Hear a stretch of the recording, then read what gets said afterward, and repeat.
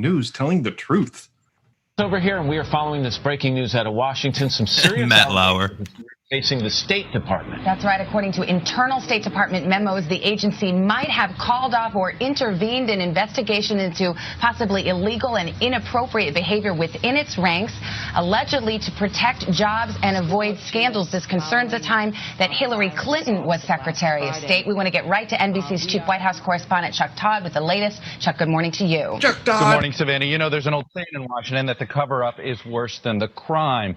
But in this case, both parts of it are disturbing. Allegations of prostitution and pedophilia, and allegations that those crimes were somehow covered up or not looked into. So the State Department this morning is having to respond to those claims and those investigations of misconduct by State Department officials, including by an ambassador and security agents attached to then Secretary of State Hillary Clinton. And the allegations are that these investigations were whitewashed, quashed altogether, and that those orders came from high up.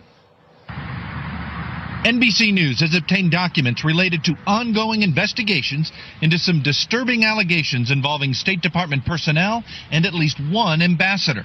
A State Department memo says the ambassador, quote, routinely ditched his protective security detail in order to solicit sexual favors from both prostitutes and minor children. The memo also says a top State Department official directed department investigators to, quote, cease the investigation into the ambassador's conduct. It's just one of what another document describes as, quote, several examples of undue influence from top state officials. On Monday, a State Department spokesman